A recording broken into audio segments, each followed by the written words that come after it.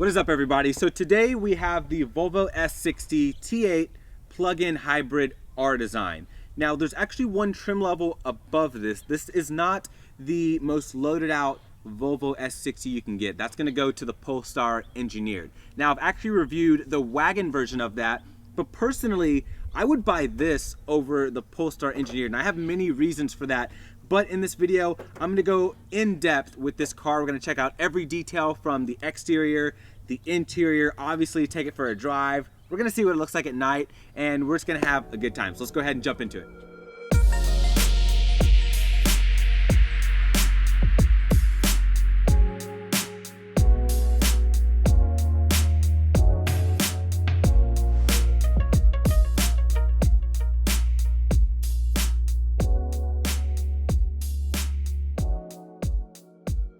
All right, so yes, I do think that this is a much better buy than the Polestar Engineered. And the number one reason, especially since I've reviewed both, is that this just feels more luxurious. Now, obviously, that is a pretty direct statement considering that the Polestar Engineered is what you want if you want something sportier.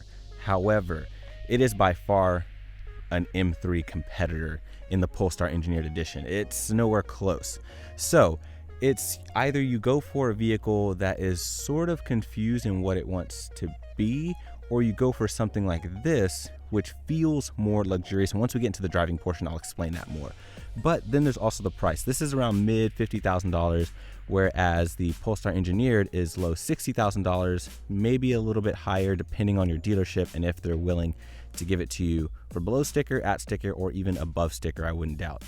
But this color is beautiful. This white is just a beautiful pearl. It looks incredible with all of the black accents, and it's just a nice panda color combination. I think it looks really cool. And the styling of this car is gorgeous, especially as you come here to the front. Now, this is signature Volvo. Every Volvo is pretty much going to look the same from the front. You have your Thor's Hammer LED, which is just a signature LED. It looks great. During the day, it gives it just a real dominating presence on the road. You know it's a Volvo the instant you see it coming. And at night, it's super bright, very crisp. This has adaptive lighting, so the lights will turn left and right with the steering wheel, and it's pretty aggressive, so it moves very, very fast. And it's great, especially if you live somewhere like here in California and you've got really twisty turning roads. Not only does the light turn pretty far, but it does it quick. Now coming up to the front, the rest of the front grille is really nicely designed. It has a very horizontal feel to it, especially as you come here to the grille. You've got these little horizontal blocks coming throughout the middle, your Volvo badge there in the middle, as well as a little camera located right there. Then as you come down, you're gonna have your intercooler located there for the engine, of course your radiator right up top. You also have more sensors down there as well. Now the other thing is that this side area is non-functional, so there's nothing functional about this piece here, unfortunately, but it looks good at least. Now coming to the wheels, these are a really good looking wheel, especially here on the R design. So these are specific to this trim, though I'm sure you can get them as an option on other trims or just buy them separately from Volvo. But either way, they look great. It's like a machined matte finish. It's really cool. Wrapped in Pirelli P0 tires, two 35/40s all the way around, so a nice square setup. And yeah, I like the way this wheel looks. It really fits the styling of this car. It even has that black and white contrast, so it just keeps that whole theme going on throughout the car. And then right above the wheel, you have this nice little line that's going to accentuate that wheel arch right there. And I think that looks pretty cool. That is your charging port. So this does have level 2 charging capabilities. You can't do DC fast charging or anything faster than level 2, just because the battery tech isn't there yet on this model, and it's only a hybrid. And the charge port does illuminate at night, so it's going to turn green to let you know that it is charging. It will be red if it's not charging, and it's like a purple color normally. Now as we move back, here's the side profile of the S60, and it's a good looking compact sedan. It does kind of reminisce the 3 Series and basically everything else in the class, but this has more of like a blocky, sharp look as well as being smooth at the same time. It's really unique, and I do think that makes it stand out more than the competition. Now as you come to the lights, you have full LEDs back here as well. It has a nice look to it. Obviously the same design pattern as like an S90, and it just works. It looks fantastic. Volvo right back here in the back, letters on the trunk lid, It's gonna say T8 R Design, twin engine, all-wheel drive, all the things over here to the right. And then you have these exhaust outlets, which are pretty good, so I'll go ahead and let you guys take a listen to that.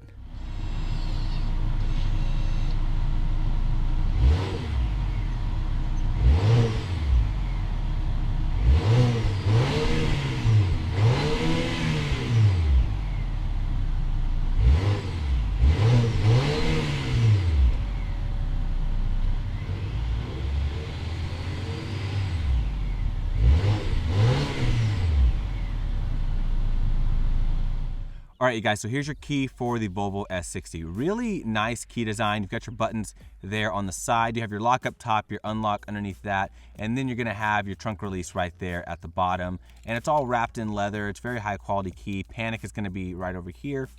And once again, Volvo right there. But nice key, you can use this to lock and unlock the car. Mirrors are gonna fold in right there. And then I can also use this little indent right there to lock. There's a touchpad behind here to unlock.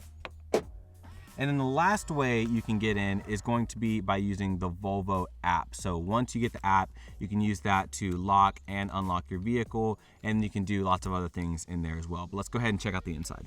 Okay, so sitting inside of the S60 now, once you get in, you have a pretty aggressive seat bolster design. So this thigh part right here is pretty up there. So when you get out, you do kind of have to crawl over this part right here, but it's not anything that you don't get used to after like a day of being with the vehicle. Your side bolsters are pretty nice and very aggressive, and so they hold you in place very well. You can't adjust them though, that's the only downside. You can, however, adjust this thigh support forwards and backwards. You're gonna have all of your seat adjustments right here. You do have this nice R Design plaque located right there. It is not going to illuminate, but it looks great during the day. Now, as far as the door, you're gonna have pretty decent door material, so it's all soft touch for the most part.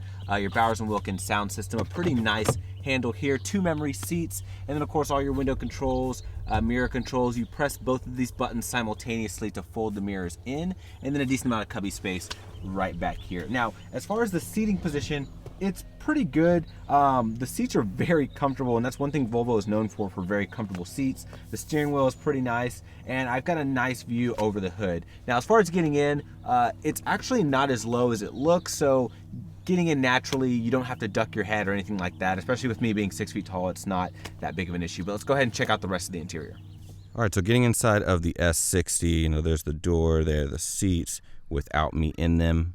Interesting, they have a little bit of like fabric on the side mixed with leather. All right, hopping in. To start, very easy, there is your start knob, and it's really beautiful. It has this like jewel-like feel to it, and you just simply put your foot in the brake and turn that to the right. Now, because it is a hybrid, it does start up ever so quietly. And yeah. So, steering wheel, very simple, nice steering wheel, full black leather. It's gonna say R Design right here at the bottom, if you guys can see that, if it will focus for me. Come on. There we go. But it's a little bright today, so I do apologize. Now, you do have white stitching located right here. All of your adaptive cruise settings over here to the left. All of your media settings and buttons to control that screen there on the right. Then you're also going to have your paddles. Very cheap feeling paddles. Huge knock on the interior goes to these paddles because they are just really bad. And they have this weird like foam on the back of it. I don't know if you guys can see this,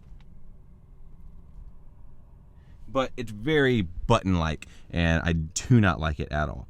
Now, coming to the left, I love this area because it just looks so beautiful. You just have your Bowers & Wilkins system. You can kind of see the yellow Kevlar speaker right there. You're gonna have just metal pieces right here, all metal pieces, and it looks phenomenal. Now, coming to this screen, it's really simplistic.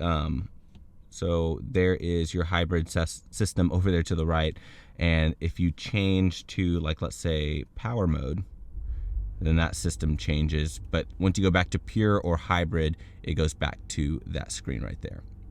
And it's really simplistic to use. You can change the setup of it by hitting this button right here.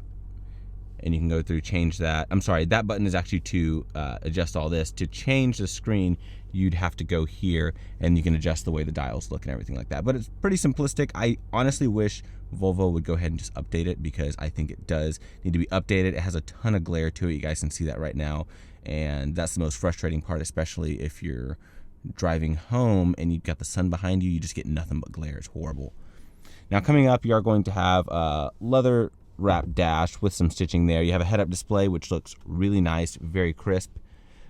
You have your speaker for your Bowers & Wilkins sound system located right up there, and I think it's a really good setup. It reminds me of like Porsche's clock setup right there. And this entire dash looks very horizontal, so here's a more wide angle view of everything, and everything you guys can see is very horizontal feeling, and it looks great, very symmetrical. Then as we come here, I love this screen. A lot of people complain about it. I don't know why, because it's so good. It's infrared, so I can touch it with my hands, I can touch it with my elbow, I can touch it with a wallet, and it's going to respond, and it responds very quickly. Now, you do have Apple CarPlay on here.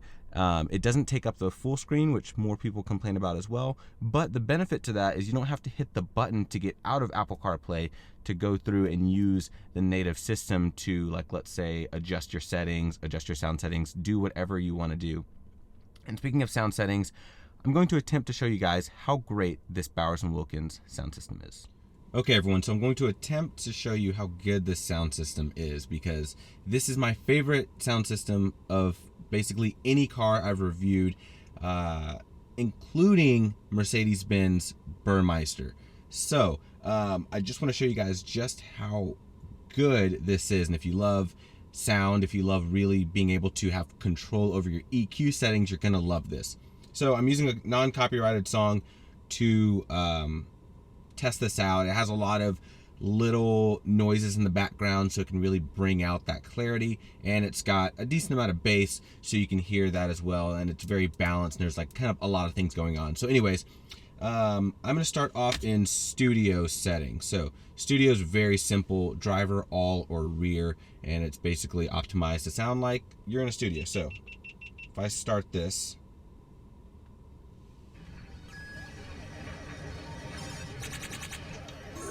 choose your fighter.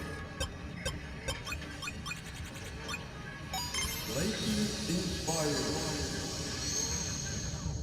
Fight. okay, so that was studio. Now if I go to individual stage, it still gives you that studio-like feel, but it opens it up a lot more, and you can adjust the envelopment, which basically how far around you can hear the sounds, and then the intensity of that. So I'm going to leave it all the way at the highest setting, and then intensity in the middle, and then I'll adjust it while the song's playing.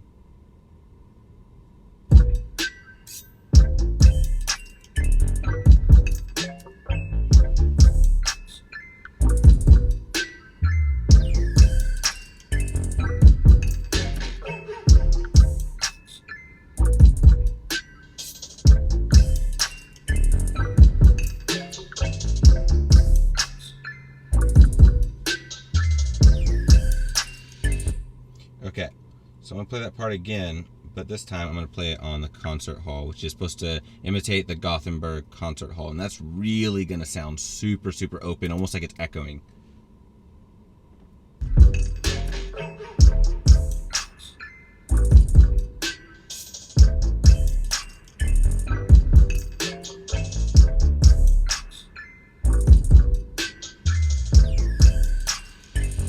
Okay, now I'm going to play that part one more time, but this time I'm going to scroll through all three different settings.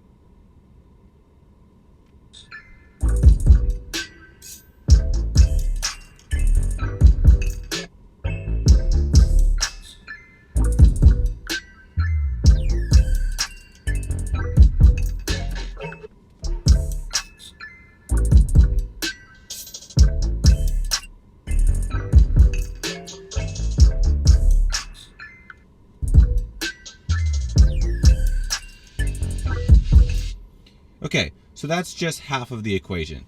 Other than that, I can go here to sound settings, go to tone. That's where I can adjust all of my like treble, bass, subwoofer, and then boom, you hit equalizer, and you can adjust all of your equalizer settings individually. You can customize it. You can go to warm, bright, dynamic, and it's pretty intense. And if you love music, this is seriously the way to go. All of your balance settings right there, different system volumes, which has nothing to do with the actual sound, like the music sound. But yeah, I hope that clarifies the audio situation and why I brag about this system so much. So moving along, you do have more cool features in here. You do have a park in feature where the car does park itself, and I'll go ahead and show you guys that as well. All right, so I'm gonna show you guys how to self-park the Volvo. It's very, very simple. You're gonna hit this button right here that says park in, and to get to that, if you're on the home screen, which is this right here, you swipe this way, boom, hit that. So it says scanning right, so it'll naturally scan right. If you wanna scan to the left, blink to the left and it'll say scanning left. But as default, it'll always scan to the right. So now I'll continue forward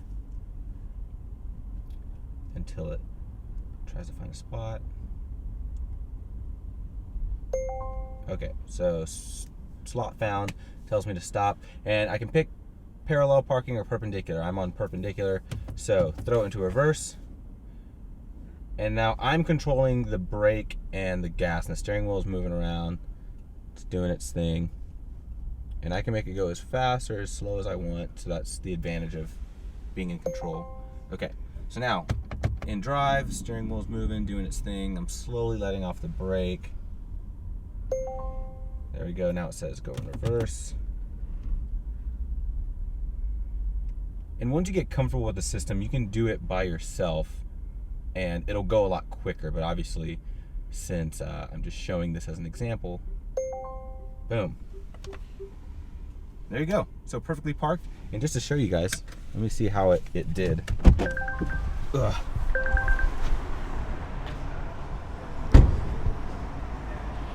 Parked pretty well, right in the lines. A little too close to the left, but for the most part, it did a decent job. Now moving along, you are going to have other features throughout here. So you have your headrest fold, which is great for folding down the headrest if you want more visibility out of your rear view mirror, but in my experience, it doesn't really make that big of a difference. And then as you come back, you're going to have leather just adorning this entire middle area. Your shifter right here, which is a nice little stubby shifter, you have to go 1, 2 to go into drive, and then 1, 2 to go into reverse. Backup camera is going to come up. You can park out if you are parallel parked. You can look at your 360 view, which is a fantastic quality view, and then you can look at each individual camera, which is kind of cool. And then a little park button located right there. Now, another thing I do want to talk about with this entire middle setup is your battery is going to be right here. So because of that, you get shallower cup holder space, believe it or not, compared to a normal S60. In a normal S60, you're going to have 2 cup holders and you're going to have an extra little area above that. Now, because of that as well, you get very, very shallow armrest space. Look how shallow that is. In a normal S60, it's much, much deeper. But you also do have a phone slot right here. You can put your phone in there. So I've got my phone around here somewhere, and you just kind of set it right there. So that way, when you close it, you can still have your phone kind of hanging out right here, which is pretty cool. You are going to have this little drive mode selector, which is, once again, a really cool design to it. It looks beautiful. And you're going to push it down, and that's how you select your different modes, which you have power, hybrid, pure, constant, all-wheel drive. Electronic parking brake. You are going to have your automatic start-stop right there. We already saw underneath here, but the armrest itself is really plush. It feels great, high-quality leather. I can definitely rest 2 arms on here. Now, I do like this inlay located right here. It's like this interesting, like weaved aluminum. Looks really beautiful. Frameless mirror design. It's got your compass located right there. Of course, auto dimming with your garage link right there. You're going to have interior illumination. It is going to be LED. And you've got this beautiful panoramic sunroof, which looks absolutely incredible. And then coming right here, vanity mirror with a light right there. Pretty much gonna be it for the interior, so let's go ahead and check out the back seat. Okay, so coming to the back seat of the S60. Now, I've got a good amount of room, so sitting behind myself, I've got plenty of knee room. That's actually not an issue at all back here. My feet can slide underneath very easily. You even have footwell lighting back here, and it's pretty vivid at night, so that is pretty nice for the rear occupants if you're in this car at night. Now, as far as this middle hump, it's very high. Once again, your battery's gonna run all through the middle here, so this is basically like riding a horse. You have to straddle this thing, and it's pretty high up. You do have heated seats back here, a 12 volt as well, 2 mat pockets. My headroom is actually pretty good, so even though I've got big hair, I still have like ½ an inch above my hair, and you know, it's a pretty comfortable place to be. The seats kind of go in a little bit, so you have actually a little bit of bolstering here. It feels good, it's comfortable. You fold down the armrest, really solid armrest. I'm sure you guys just heard that thunk right there. You have this shallow area here. You can probably put a phone or something right there. This does open up. You have storage space inside of here, which is great. And then you push this and you're gonna have your cup holders. Not a big fan of these cup holders though, just because they're kind of floppy. It doesn't make your drink feel very secure. I'd rather them be in the actual armrest itself, but you know, that's kind of a small complaint. If you have a bottled drink, it shouldn't be an issue if it does fall out either way. So shutting this, putting that back, you can of course fold the rear seats down. Now shutting the door, super solid shut. You are going to have a vent right here, so you do have rear vents, and I like that they're here because they blow more directly on your face instead of coming from down here. And you're going to have some lights back here, but they're still very bright. I love how you still have that Bowers & Wilkins speaker back here. The door handle feels high quality. It's soft touch back here, soft touch here. Basically the same materials as you would get in the front, which isn't very often that happens in the rear seats. But it's a pretty good place to be. So let's go ahead and check out the trunk and see the space. Okay, so coming to the back of the Volvo S60 now, hitting this button right here, your trunk will open right up, and you've got a decent amount of space. It's very wide, but this area right here is very narrow. So if you have taller things or anything that's like a square and it won't fit through here, you may have to stick it in the passenger seat and put it in through the seats while they're folded down. That's the only thing I can think of. But for the most part, it goes back pretty far. You lift this up underneath here, you're gonna have basically where your motors would be and things like that. You have a little bit of a compressor back here, so if you do have a flat tire, you have Fix-A-Flat on here, so you can use that, but you aren't gonna have a jack or any kind of assembly equipment to actually change your tire, unfortunately. Then back here, you're also gonna have your charger. So if I pull this out of this little pocket, this is the charging cable that Volvo gives you to keep it home. So very simple, it's a 110, you're gonna plug that in and there's your cable. This will charge in about 7 hours or so, 7 to 8 hours. And you know, that's a night's sleep, so that shouldn't be a big issue for most people. But it's pretty much gonna be your trunk space, so let's go ahead and see what's under the hood. All right, so coming under the hood of the S60 T8. Now, this is the same powertrain you're gonna get in like the XC90 T8, the XC60 T8. It's just been put in a smaller package. So you have a twin engine setup, gas engine up front, electric electric motor in the rear, and then your battery in the middle. So you guys saw that when I was talking about the cup holders, all that stuff. But the battery is gonna be a 10.4 kilowatt hour battery pack.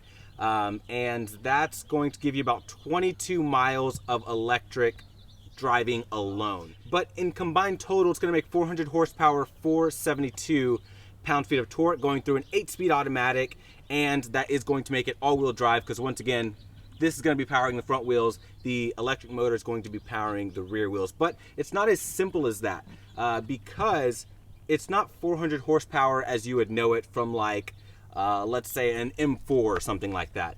Because you have your power coming from 2 different sources, it almost comes in like a 2-step process. So if you were to floor it, you have the rear motor kicking in first, and then the gas engine will come in, just because you have instant power in the back, and this is gonna take a while to spool up. Even though it has a turbocharger, it's gonna kick in, or sorry, a supercharger that kicks in the low end, then your turbocharger is going to activate at the high end. So very, very complex, but believe it or not, it's not as complicated to drive as you guys would think. And in real world driving, I've heard that this can get around 48 miles per gallon. So I actually went to a Volvo dealership, got to meet one of the sales guys who owns the car. He showed me the app, and he was getting right around 48 miles per gallon over about 8,000 miles. So I feel like it's a pretty good amount of mileage to see what this car gets in terms of fuel economy. But it's a pretty cool setup, so let's go ahead and get it on the road and see how all of this translates to actual driving.